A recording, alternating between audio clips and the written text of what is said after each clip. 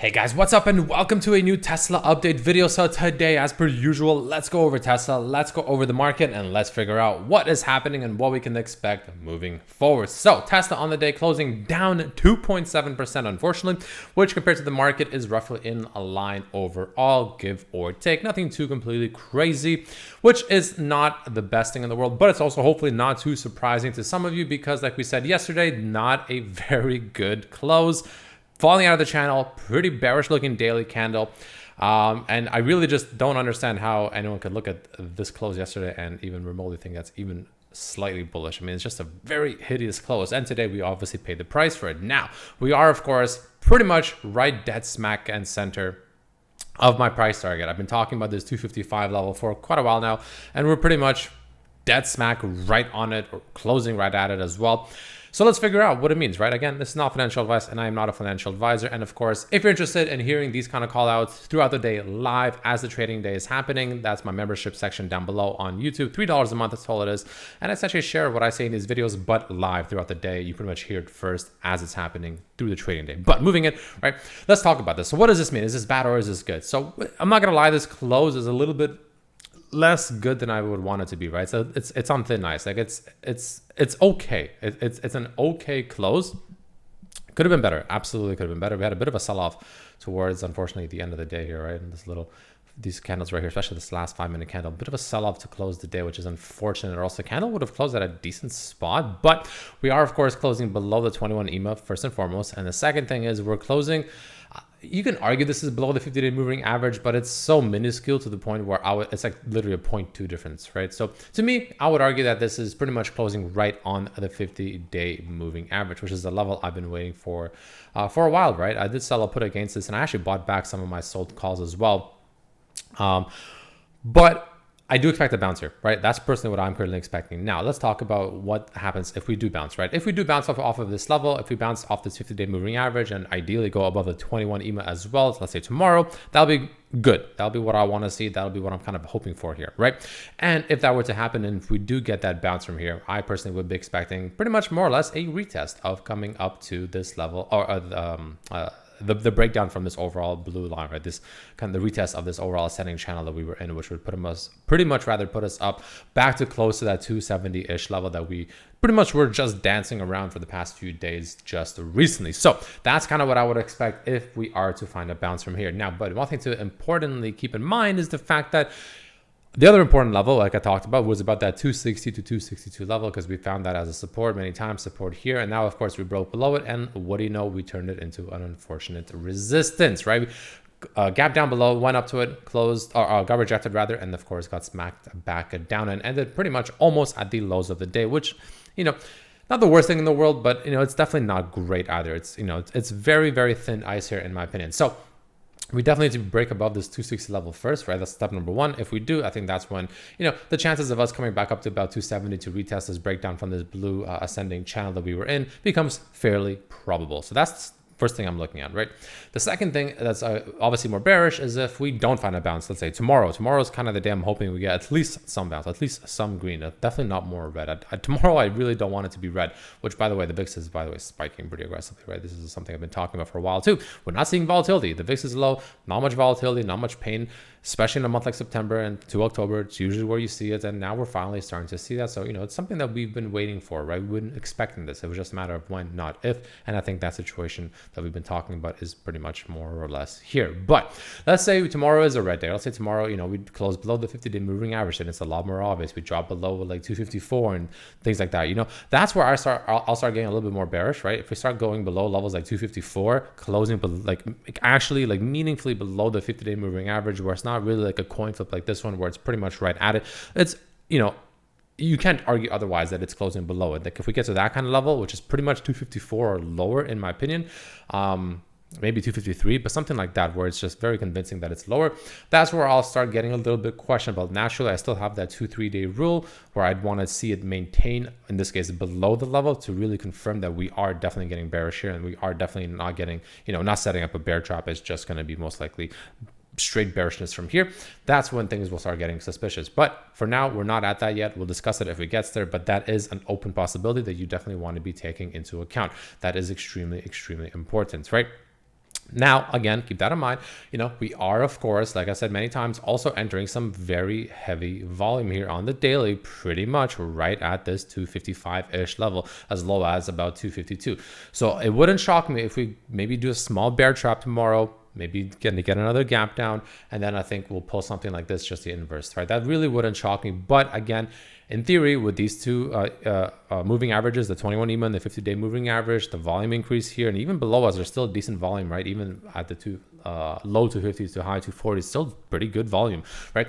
So, this should act as a support in theory. It doesn't have to. Obviously, nothing is guaranteed, but just strictly through like statistically speaking, probability-wise, it should. It should be an area of a support, and we should get at least some bounce here. I think it'll be a dead cat. Unfortunately, I hate sounding like a bear. Believe me, I feel like I'm sounding like a bear all the time, but it's hard not to sound like a bear when this is just the way I'm looking at it, right? That's just what I see. It sucks. But this is just what I see, right? So that's something I'll be expecting, right? If there is an area to bounce, this should be the area, right? This should be the area. Now, that being said, however, the MACD, you can see on the daily, it's not flipping bearish yet, but it's pretty darn close, right? We could get a potential bounce off here, and the green line bounces off the red line upwards, of course, and that could be pretty okay. So we're still not too bad for the bulls. The bulls still absolutely have a very real possibility to recover here, right? But we need some follow through here for the bulls, ideally tomorrow. RSI pointing kind of down. Not looking the greatest, looking like it's softening up, looking a little bit weak. I do think the momentum, this is why I say the momentum, in my opinion, overall for the bulls has definitely faded, right? So even if we get a bounce, I don't think there's going to be a substantial bounce, right? Again, I think if anything, if we get a bounce from here, it'll just be another bull trap as we come up to about 270 or something like that, give or take, maybe even another 260, right? I think it'll be another bull trap because, again, the RSI is softening up, and I don't see us making, I don't see us going much higher than we pretty much have been over here anytime soon. I think it'll take at least until minimum halfway through October, if not towards the end of October, early November, before we can even start thinking about breaking these highs that we had just recently, and even remotely start thinking and considering 300 into the 300s, right? That's just the way I'm looking at it. I don't think that's going to happen anytime soon. So just take that for what it's worth. Obviously, I could be wrong. Naturally, I'm not a fortune teller.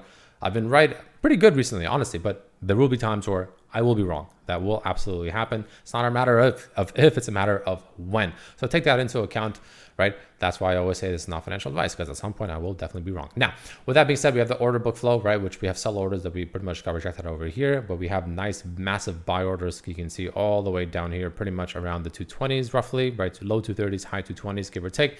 So that's something else to consider. We're nowhere near that, unfortunately, but that is something to consider as well. We have the 100-day moving average still slowly easing up towards us, sitting at about almost $240, which will, of course, act as an area of support. Now, one thing to talk about here that's going to be potentially important. It's a little bit skeptical here, honestly, but I talked about how this situation up here is potentially setting up an island reversal pattern, and that's kind of what we have right now. I talked about how we would need a pretty sizable gap down, and unfortunately, we had about a 2% gap down today. We came up, kind of got roughly into that island zone, but not enough, in my opinion, to where you can still, you can definitely make the argument that this is still an island, right? Similar to how we had it down here, similar, right? More like 65 minute, I guess is better to look at it, right? Kind of how we had it over here, right? Gap down, sideways action, gap up, and now it's left kind of isolated, AKA an island. You can argue that this is kind of a similar situation up here with this whole area up here, where, we had a nice gap up, sideways action, gap down. The thing is, the gap down and the recovery kind of makes this where I'm not entirely sure how much I like it. I'll be honest. You guys can let me know what you think down below, especially if you're very familiar with this pattern. Not sure how much I like it yet, but it's definitely something that is very probable of being an actual bearish pattern that can exist, because we didn't really technically go into the territory of this island. We got very close to it, but we never really entered it. So there is a possibility that this island top bearish pattern is going to take into fruition. Now, granted, rather, if we do get a bounce from here and we do go up to about the 267, 270 level to retest this breakdown, like I said, obviously that island pattern is no longer a thing and it's completely broken and irrelevant. But until that happens, maybe just, take it for what it's worth, and that, this island pattern is still very much a thing. So that's something else to consider. Now, the next thing I want to quickly talk about is, of course, options flow. Let's take a look at it and see how the options flow is looking. Increase the premium a little bit here, and you can see still pretty bullish. Surprisingly, even after these red days, still pretty bullish. People are still betting on some upside, some safe calls over here, some out of the money calls all the way up here. 290 calls actually. What is this? Almost $1 million in premium, 290 calls for December 23rd. So, and then we have a lot of smaller ones all the way over here. So, there is some bullishness, some bearishness, but definitely the bulls are still outweighing the bears in this overall options flow, even though we've had some pretty rough days for the past 2 days, right? Today and yesterday. So take that for what it's worth, ladies and gentlemen, but that's kind of what I am seeing right now. So that's more or less what I can see. Keep in mind, we also have a gap not too far below us sitting at about 248, which is the one we've been talking about on the daily, right? This one right here, this candle down over here. So that's another thing to consider. Now, actually, one thing I forgot to mention before I forget, let me remove these just so it's not too messy because it's going to get a little bit cluttered here. But one thing I also want to show one more time, well, not one more time, but for the first time, I guess I talked about this with my members. But if we go over here, so the thing that's interesting here is the fact that despite all my negativity talk, technically from this low over here and this rally that started, even after falling out of this channel, technically Tesla's still bullish. And the reason it's still bullish is because from here, we are still setting higher highs and potentially higher lows, right? So far, this is kind of what we're setting, right? We have set a high here, we set a low here, we set a higher high, potentially going to be setting a higher low. So with that being said, this is still technically in a bullish trend, even though we've fallen out of this channel. So with that being said, because we can take the Fibonacci and go from this swing low to now what is arguably this swing high over here, we are, of course, so far getting a potential bounce and finding potential support here at around that 0.382 level of the Fibonacci, which is pretty much at around 254 right now, which is roughly where we're bouncing so far, which is a pretty damn good candidate to bounce from here and actually go higher. So take that into account for, for what it's worth, right? This is a very real possibility still. So that's why I personally think that this area, if there's an area to bounce, this feels like it should be it, right? We have the Fibonacci here, the 382.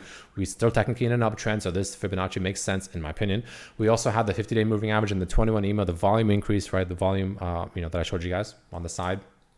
Right, we have this right here, massive volume. So if there's an area to bounce, this is the area to bounce. Is it going to happen? Time will tell. Obviously, it's important to gauge risk here, for whatever your risk tolerance is. But if you're interested in what I'm doing, I have shares. I still have my shares. I haven't sold any shares recently, right? I'm still holding my shares, but I have bought back my calls. I actually have a sold put. I still have 2 sold calls that I'm not touching yet, but I do have sold puts as well, just one sold put for now. And I want to see and reassess how this goes. And if we rally up even higher, I might actually just completely sell out my shares entirely or just sell calls against the shares that I bought back just recently. Today was one of them. And I think yesterday was the other. And if we go down even further, I'll just continue selling puts and then probably have to start selling calls at a little bit of a lower price than I would like to, but in order to not make the premium really, really bad. Anyway, I'm going off on a tangent here. Anyways, that's what I'm seeing. So let me know what you think down below. If you enjoyed, don't forget to like this video. And yeah, I'll see you tomorrow. Peace.